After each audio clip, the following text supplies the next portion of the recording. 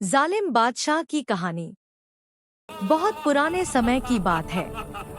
एक विशाल और समृद्ध राज्य पर बादशाह खार नाम का राजा शासन करता था।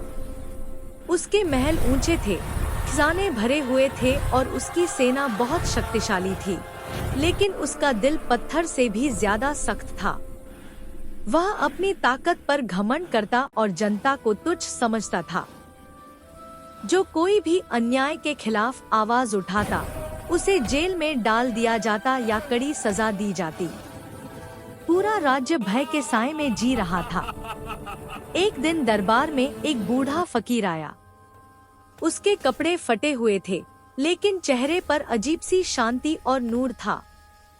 उसने राजा से कहा, ए बादशाह, जुल्म ज्यादा दिन नहीं चलता।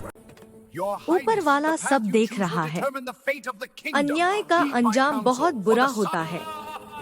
यह सुनकर राजा जोर से हंस पड़ा और बोला, मैं ही इस राज्य का मालिक हूँ। मेरा कोई कुछ नहीं बिगाड़ सकता। गुस्से में आकर उसने फकीर को जेल में डालने का हुक्म दे दिया। समय बीतता गया और राजा का जुल्म बढ़ता गया। तभी एक साल भयानक अकाल पड़ा। खेत सूख गए, नदियां सूख गईं और खाने का संकट पैदा हो गया। खजाना खाली होने लगा। सैनिकों को वेतन नहीं मिला तो वे असंतुष्ट हो गए। एक रात महल में हड़कंप मच गया। सैनिकों ने बगावत कर दी और जनता भी सड़कों पर उतर आई। राजा डर के मारे महल के एक कमरे में छिप गया।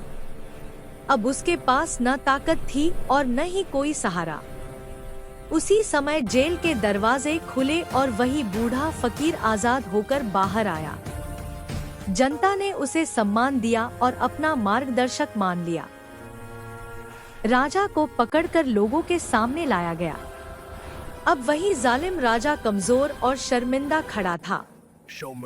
फकीर ने शांत स्वर में कहा, मैंने तुम्हें पहले ही चेतावनी दी थी। ताकत हमेशा नहीं रहती, लेकिन इंसाफ हमेशा जिंदा रहता है।